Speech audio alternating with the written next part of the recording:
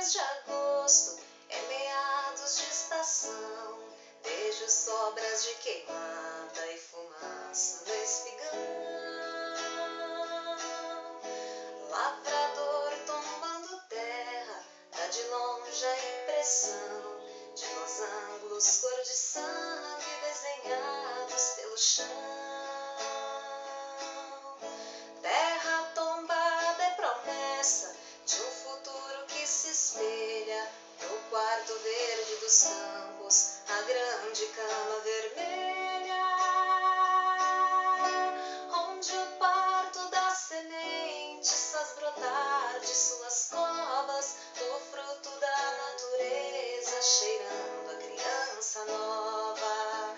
Terra tombada, solo sagrado, chão quente, esperando que a semente venha lhe cobrir de flor. Também minha alma, ansiosa, espera confiante que em meu peito você plante a semente do amor.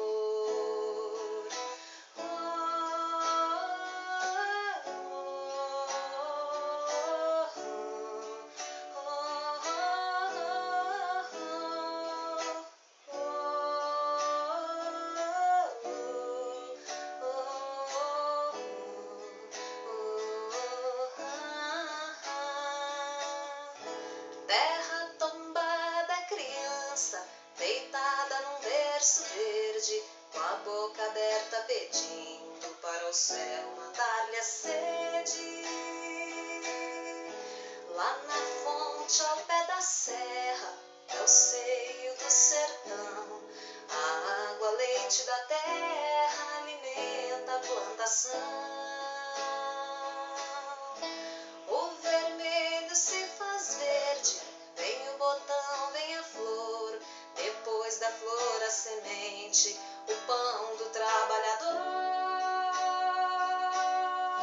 Debaixo das folhas mortas a terra dorme segura, pois nos dará para um ano um novo parto de fartura.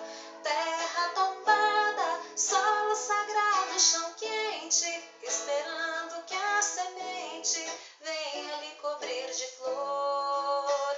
Também minha alma, ansiosa, espera confiante que em meu peito você plante a semente do amor. Também minha alma, ansiosa, espera confiante que em meu peito você plante a semente